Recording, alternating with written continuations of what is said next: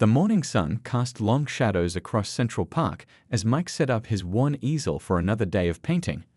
The familiar scent of oil paints and coffee filled the air as he carefully arranged his supplies on the small folding table he'd bought from a garage sale last summer.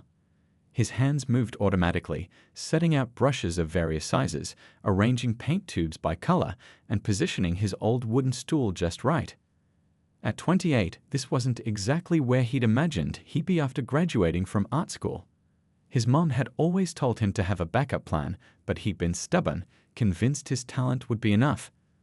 Now, 3 years later, he was still trying to prove her wrong, though his bank account seemed determined to prove her right. The early morning joggers paid him little attention as they passed by, their breath visible in the crisp autumn air. Mike pulled his thin jacket tighter around his shoulders and started mixing colors on his palette. The rent was due in a week, and he needed to sell at least 3 paintings to make it. His tiny studio apartment in Queens wasn't much, but it was home, and he couldn't bear the thought of losing it. He began working on a landscape of the park, capturing the way the sunlight filtered through the golden leaves. His brushstrokes were confident despite his trembling fingers in the cold. A few tourists stopped to watch him work, taking photos but moving on without opening their wallets. Mike had learned not to let it bother him anymore. He just kept painting, losing himself in the canvas. By mid-morning, the park was bustling with life. Children laughed as they chased pigeons, elderly couples walked hand in hand, and street musicians filled the air with melodies that seemed to dance with his brushstrokes. Mike started a new piece, this time capturing a young couple sharing a pretzel on a nearby bench. There was something about their genuine happiness that made him want to preserve the moment forever. A little girl stopped to watch him paint, her eyes wide with wonder. "How do you make it look so real?" she asked, pointing at the half-finished canvas. Mike smiled, the first real smile of the day. He showed her how he mixed the colors, explaining in simple terms how he created different shades. Her mother stood nearby, watching with a gentle expression. They didn't buy a painting, but the girl's enthusiasm reminded him why he fell in love with art in the first place. As lunchtime approached, Mike unwrapped the peanut butter sandwich he'd made that morning. It wasn't much, but it was better than nothing. He'd learned to stretch his groceries, making each dollar count. While he ate, he looked through his phone at photos of his sister's wedding invitation. The celebration was just 2 months away, and he still hadn't bought a ticket home. The thought of missing it made his chest tight, but plane tickets weren't cheap, and neither was his sister's wedding gift. The afternoon brought a small victory when a kind-faced tourist bought one of his smaller paintings, a watercolor of the park's famous fountain. The $60 would help with groceries, but he was still far from making rent. Mike tried to stay positive, reminding himself that some of his favorite artists had struggled too before they made it big. Van Gogh hadn't sold a single painting in his lifetime, and here he was, at least making enough to survive. Barely. He worked on a new piece as the sun began its descent, the changing light creating new shadows and colors across the park. His fingers were stiff from the cold, but he kept painting, adding detail after detail. Each brushstroke was a small act of defiance against giving up, against taking that office job his uncle had offered, against becoming another person who left their dreams behind. The day was winding down, and Mike began mentally calculating how much longer he could afford to keep doing this. His art supplies were running low, and quality materials weren't cheap. Still, he couldn't bring himself to use lower-grade paints. They didn't blend right, didn't capture the light the way he needed them to. He'd rather eat ramen for a week than compromise on his materials. Just as he was about to pack up for the day, the clouds that had been threatening rain all afternoon finally opened up. Mike rushed to protect his paintings, carefully covering them with the waterproof tarp he'd learned to keep handy. As other park visitors ran for shelter, he stood there in the rain, trying to save his day's work, his dreams, his future. He didn't notice the tall figure standing nearby, watching him with intense interest. The rain hadn't let up by Tuesday morning, and Mike's heart felt as heavy as the dark clouds above. He sat in his tiny apartment, staring at the eviction notice that had been slipped under his door the previous night. 2 weeks. That's all the time he had left to come up with 3 months' worth of back rent, or he'd lose the only place he'd called home since moving to the city. His phone buzzed again, probably another message from his mom asking if he'd bought his plane ticket for Amy's wedding yet. He couldn't bring himself to look. His little sister had always been his biggest supporter, sneaking him art supplies during high school, and their parents insisted he focus on real subjects. The thought of missing her special day made his stomach turn. Despite the weather, Mike gathered his supplies. He couldn't afford to miss a day of work, not now. His hands shook as he packed his brushes into their wand case, each one telling a story of countless hours spent chasing his dreams. The coffee maker sputtered and died halfway through brewing his morning cup, another small defeat in what was becoming a mountain of setbacks. At the park, the usual spots were empty. No other street artists had braved the weather. Mike set up under a large oak tree, hoping its branches would offer some protection from the drizzle. His shoes were already soaked through, and his socks made squelching sounds with every step. Still, he arranged his paintings carefully, using plastic sheets to keep them dry. A group of tourists hurried past, huddled under umbrellas, barely glancing his way. Mike's fingers were numb as he tried to mix colors on his palette, the rain diluting his paints. He thought about the office job his uncle had offered last Christmas: regular hours, health insurance, a steady paycheck. The idea felt like giving up, but maybe giving up wasn't as bad as drowning. Looking at his phone during a brief break, he saw an email from the art supply store. His request for an extension on his store credit had been denied. The tubes of paint he'd been stretching would have to last even longer now. He zoomed in on a photo of his latest piece, trying to see what others saw. Was he fooling himself? Was he really good enough to make it? The few people who'd passed by seemed more interested in staying dry than buying art. By early afternoon, Mike hadn't made a single sale. His stomach growled. He'd skipped breakfast to save money, and the hunger was starting to make him dizzy. The half sandwich in his bag felt like it was mocking him, but he needed to save it for dinner. He thought about calling Amy, maybe asking to borrow money for the plane ticket. But she was already stressed about the wedding, and he couldn't bear to add to her worries.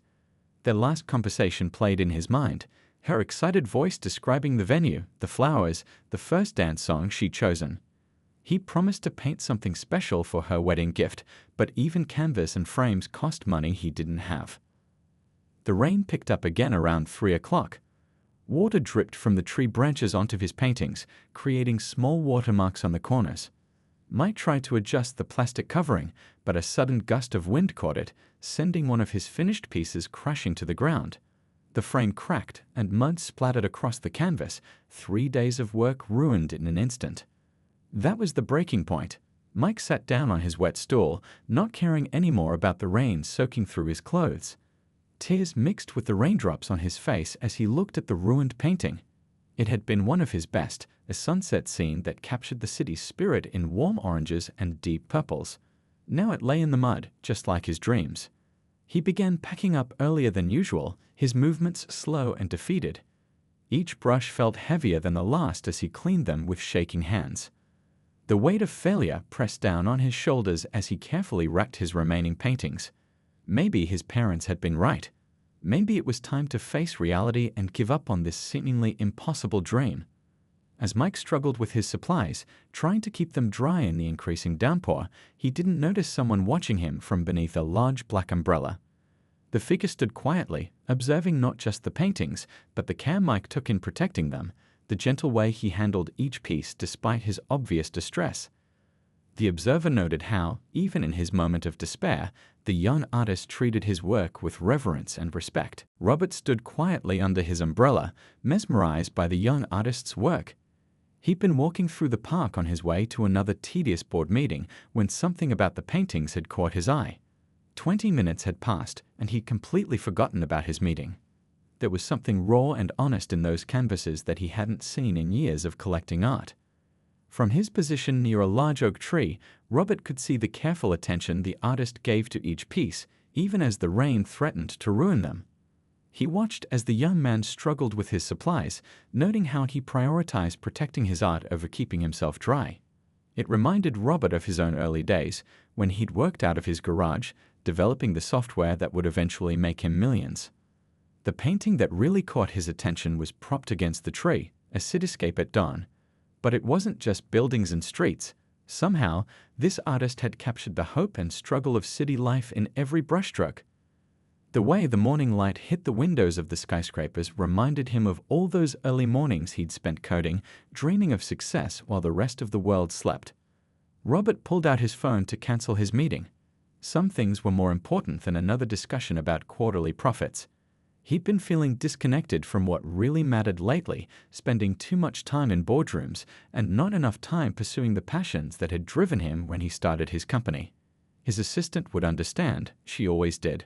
Moving closer, he could now see the details in each painting. The artist's technique was impressive, but it was the emotion behind the work that truly stood out. One piece showed a street musician playing for a small crowd. You could almost hear the music rising from the canvas. Another captured an elderly couple sharing a quiet moment on a park bench, their love evident in the subtle ways their bodies leaned toward each other. The rain continued to fall, and Robert noticed how the artist's clothes were completely soaked. Still, the young man worked carefully, trying to salvage what he could of the day's work. A painting had fallen earlier. Robert had seen it happen, but even that hadn't stopped him from caring for his remaining pieces with gentle determination. Years of business dealings had taught Robert to read people, and everything about this artist's actions spoke of genuine passion and dedication. He wasn't here just to make money. This was someone who lived and breathed their art. The careful way he cleaned his brushes, even in the pouring rain, told Robert everything he needed to know about his character. As he watched, memories of his own journey flooded back. The countless rejections from investors, the nights spent wondering if he should give up, the way his friends and family had questioned his choices. He remembered eating ramen noodles for weeks just to afford new equipment.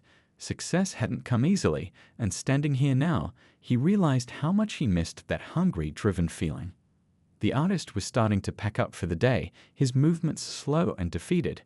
Robert could see the weight of struggle in his shoulders, recognizing the look of someone on the brink of giving up. He'd worn that same expression 20 years ago, standing in his garage after another failed pitch meeting, surrounded by computers he could barely afford. Making his way closer, Robert studied the signature on one of the paintings. The style was unique, not too flashy but confident. He'd seen plenty of art in galleries across the world, pieces that sold for millions but lacked the soul he saw in these rain-spattered canvases. This wasn't just talent. This was someone pouring their heart onto every canvas. Through the drizzle, he could hear the artist muttering to himself about rent and wedding tickets. The words struck a chord. Robert remembered missing his own brother's wedding during his startup days, too broke to afford the trip home. That memory had haunted him for years, even after he'd found success. The path was empty now except for them. Everyone else had sought shelter from the rain. Robert adjusted his grip on his umbrella, knowing that sometimes the most important moments in life came disguised as ordinary days. He'd built his success on recognizing opportunities others missed, and something told him this rainy Tuesday afternoon might be just as important as any deal he'd ever made. That cityscape, the one with the sunrise, how long did it take you to paint it? Robert's voice cut through the sound of falling rain, causing Mike to look up from his packing. He hadn't noticed anyone standing there, especially not someone wearing what looked like $1,000 suit. About 3 days, Mike replied, trying to keep the exhaustion out of his voice. He'd learned to always be polite to potential customers, even on his worst days. I usually work on it between other pieces, catching the morning light when I can. Robert moved closer, his expensive shoes sinking slightly into the wet grass. You've captured something special there. The way the light hits those buildings, it's like you can feel the city waking up. He paused, studying the painting more closely. Mind if I ask how much? Mike hesitated. He usually sold his larger pieces for around $200, though they were worth more. But experience had taught him that charging too much meant not selling at all. That one's $250, he said, adding a bit extra since the man looked well off. A small smile crossed Robert's face. You're undervaluing yourself. He gestured to another painting, the one of the street musician. And this one. The way you've captured the movement, the energy of the crowd, that's not something you learn in art school. Mike's eyes widened slightly. Most people just looked at the obvious things, the colors, the subjects. This man was seeing deeper. You know about art? He asked, forgetting for a moment about his wet clothes and empty stomach. I collect it, Robert replied, then laughed at Mike's sudden nervous expression. But that's not why I stopped. There's something honest in your work, something real. He looked directly at Mike. You don't just paint what you see, do you? You paint what you feel. The rain had slowed to a drizzle, but neither man seemed to notice. Mike found himself opening up, explaining his process, the way he spent hours watching people in the park before ever picking up a brush. Robert listened intently, asking questions that showed he understood not just art, but the drive behind it. Reminds me of when I started my company, Robert said, touching the frame of the cityscape gently. Everyone thought I was crazy, working out of my garage, living on cheap noodles, but when you believe in something, he trailed off, looking at Mike's worn shoes and thin jacket. Did it work out? Mike asked, though he could guess the answer from Robert's tailored suit and confident stance. Still, something in the way the man spoke made him feel like they weren't so different. Robert nodded, his eyes distant for a moment. Eventually. But success wasn't what I expected. These days, I spend more time in meetings than actually creating anything.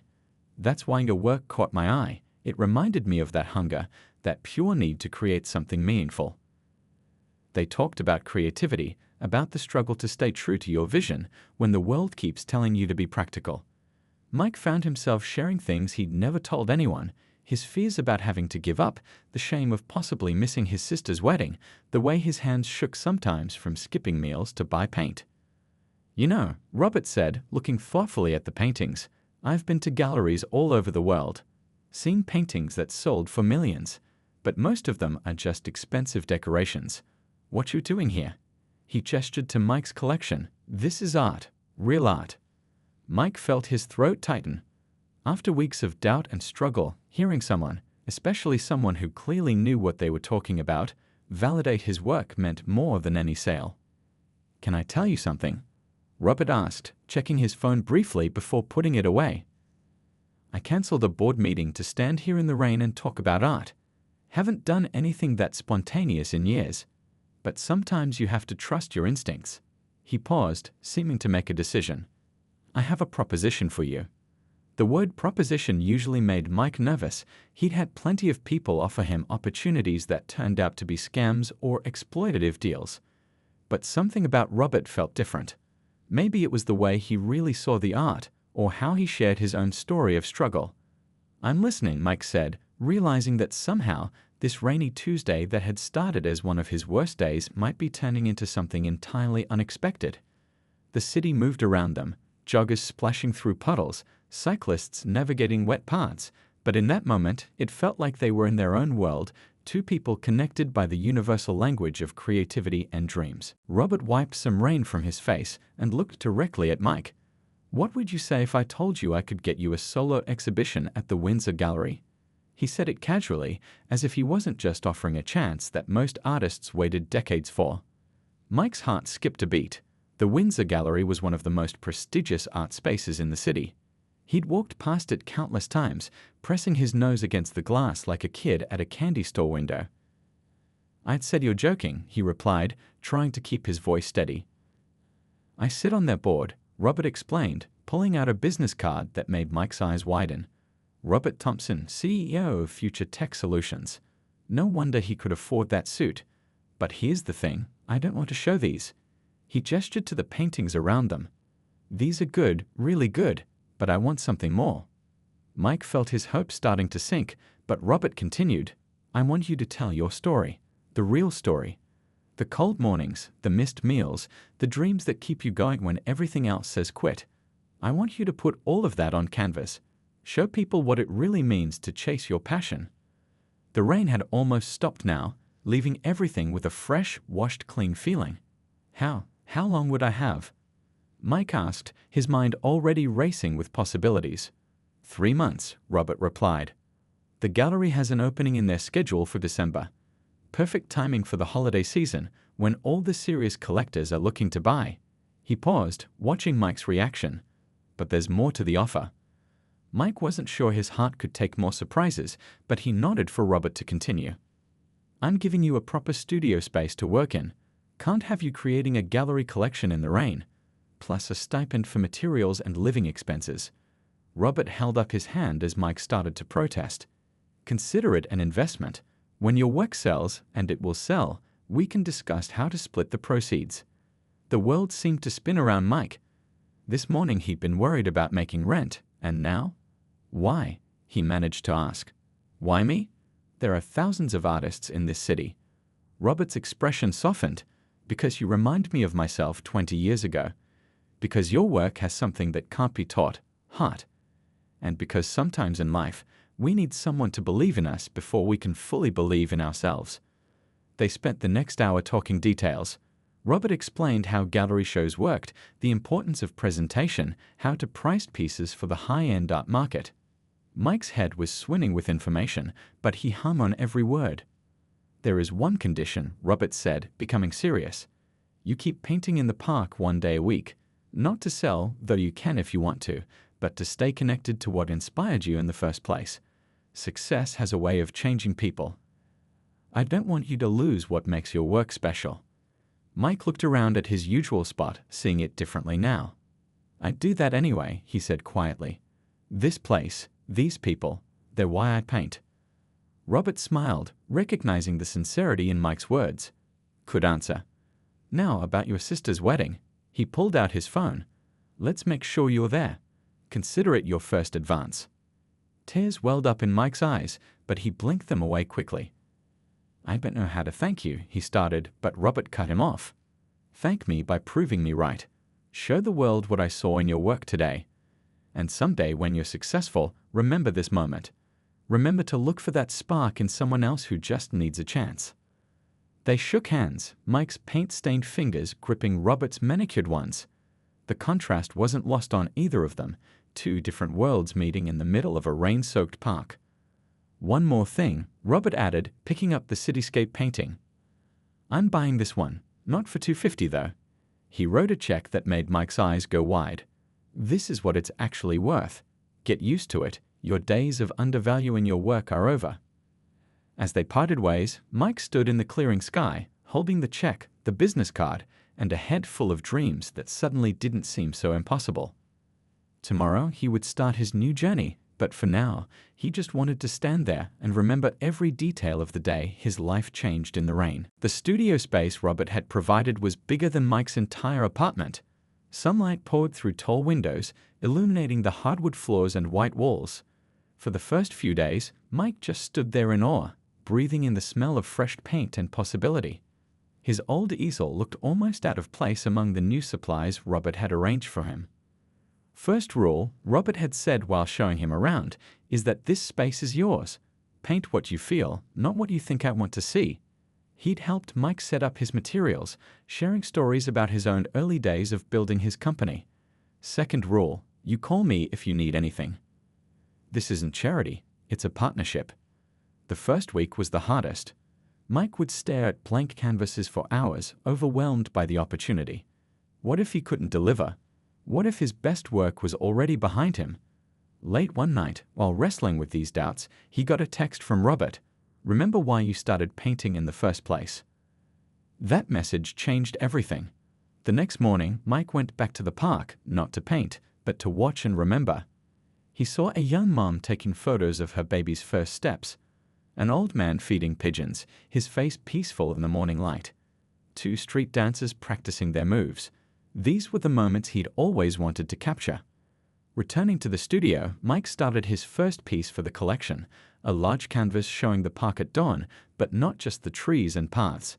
He painted the hope in people's faces as they started their day, the determination of joggers pushing themselves one more mile, the quiet joy of someone finding peace in nature amid the urban chaos. Robert visited regularly, sometimes bringing lunch, always ready to talk about art or life or anything else. He never pushed or criticized, just listened and shared his own experiences. You know, he said one day, watching Mike work, when I started my company, everyone thought I was crazy. The technology wasn't ready, they said. But sometimes you have to believe in something before the world catches up. The weeks flew by. Mike worked longer hours than he ever had in the park, but it felt different now. Each painting was part of a larger story, his story, but also the story of everyone who'd ever dared to dream big. He painted the moment he'd nearly given up in the rain, but also the kindness of strangers who'd bought his art when they could barely afford it themselves. One piece captured his sister's reaction when he called to tell her he'd be at her wedding after all. Another showed his old spot in the park, but from a different angle, showing all the other street artists, musicians, and performers who made the space magical. Each canvas was a tribute to the journey and the people who made it worthwhile. Some days were still hard. Mike would doubt himself, wonder if he was good enough for this opportunity. That's when Robert's mentorship meant the most. "You know what the difference is between success and failure?" he'd ask. "It's not talent. It's not luck. It's getting up one more time than you fall down." The collection grew, filling the studio with color and emotion. Mike kept his promise to paint in the park once a week, but now he gave away these smaller pieces to people who reminded him of himself, young artists, dreamers, anyone who looked like they needed a reminder that magic could happen. Robert brought in a few trusted art critics to see the work in progress. Their reactions told Mike he was on the right track. One older critic spent an hour studying a painting of the rainy day when everything changed, tears in his eyes. "This," he said quietly, "is what hope looks like." As the deadline approached, Mike worked on the centerpiece of the collection, his largest canvas yet. It showed the park from above, but as a tapestry of dreams. Every person he'd ever painted there was included, their stories interweaving, creating a portrait of human perseverance and connection. In one corner, almost hidden, he painted a man in a suit standing in the rain, watching an artist pack up his supplies. The night before the final piece was due, Robert stayed late at the studio. They sat on the floor, surrounded by 3 months of work, sharing pizza like old friends. "You've done something remarkable here," Robert said, looking around. "You haven't just created art, you've captured what it means to believe in yourself." Mike looked at his hands, still stained with paint despite his best efforts to clean them. They were the same hands that had trembled with hunger just months ago, but they'd never stopped creating. "I couldn't have done it without you believing in me first," he said quietly. Robert smiled, but shook his head. "All I did was open a door. You're the one who walked through it and built something beautiful. Never forget that." Opening night at the Windsor Gallery felt like a dream. The space had been transformed to showcase Mike's journey, with each painting carefully lit to bring out the emotions captured in every brushstroke. The crowd was larger than he'd expected. Art critics, collectors, and even some familiar faces from his days painting in the park. Mike stood in his new suit, a gift from Robert, trying not to fidget as people studied his work. He'd spent the morning in his old spot in the park, grounding himself in the place where it all began. Now, watching people's reactions to his paintings, he could hardly believe this was real. "The way you've captured the city's soul is remarkable," an elderly collector told him, her eyes fixed on the painting of the street dancers. "I've lived here 60 years, and this is exactly how it feels." She wasn't the only one moved by the work. All around the gallery, people were having emotional responses to different pieces. Robert moved through the crowd like a proud father, though he carefully directed all praise to Mike. "Wait until you see the centerpiece," he kept telling people. "It's being unveiled at 9. The large canvas had been covered with a velvet cloth, building anticipation throughout the evening. Mike's sister had flown in for the opening, her eyes shining with tears as she hugged him. "I always knew you could do it," she whispered, "even when you didn't." She stood by his side as journalists asked questions, her presence helping him stay calm as cameras flashed. The most touching moments came from unexpected places. A young boy, probably about 12, stood in front of the rainy day painting for nearly an hour. When Mike approached him, the boy said, "I want to be an artist too, but everyone says it's not practical." Mike knelt down beside him and shared his story, watching hope bloom in the boy's eyes. As 9 o'clock approached, Robert gathered everyone around the covered centerpiece. The room buzzed with anticipation. Mike's hands were shaking slightly as he prepared to unveil his most personal work, the massive canvas that told not just his story, but the story of everyone who'd ever dared to dream. "Before we reveal this final piece," Robert addressed the crowd, "I want to share something. 3 months ago, I saw a young man painting in the rain. He could have given up, could have taken an easier path, but he chose to keep creating, to keep believing. What you see around you tonight isn't just art, it's proof that dreams are worth fighting for." The cloth fell away and the room went silent. The large canvas showed the park from above, but it was more than just a landscape. It was a tapestry of human moments, every person Mike had ever painted, every story he'd witnessed, all woven together into a celebration of life and perseverance. In one corner, barely noticeable unless you knew to look, stood a man with an umbrella watching an artist pack up his supplies in the rain. The silence broke into applause. People moved closer, discovering new details with every look. Art critics were already calling it a masterpiece, but Mike was more touched by the reactions of regular people who saw themselves in the painting, the dreamers, the fighters, the ones who never gave up. Red dots began appearing next to paintings, indicating sales. By the end of the night, every piece had sold, many for prices that made Mike's head spin. But the centerpiece wasn't for sale. Robert had already arranged for it to be donated to the City Museum, where it would inspire future generations. As the crowd began to thin, Mike found himself back in front of the rainy day painting. Robert joined him, both of them remembering that Tuesday afternoon that had changed everything. "You know," Robert said quietly, "success isn't about the money or the recognition. It's about staying true to what made you start creating in the first place." Mike nodded, thinking about tomorrow morning when he'd return to his spot in the park. Not because he needed to sell paintings anymore, but because that place and those people were part of his soul now. "I want to do something," he told Robert. "I want to start a program for young artists who need a chance, like the chance you gave me." Robert smiled, pride shining in his eyes. "Now that sounds like a story worth painting." He looked around the gallery, at the faces still moved by Mike's work. "You've done more than create art here. You've shown people that it's never too late to believe in magic."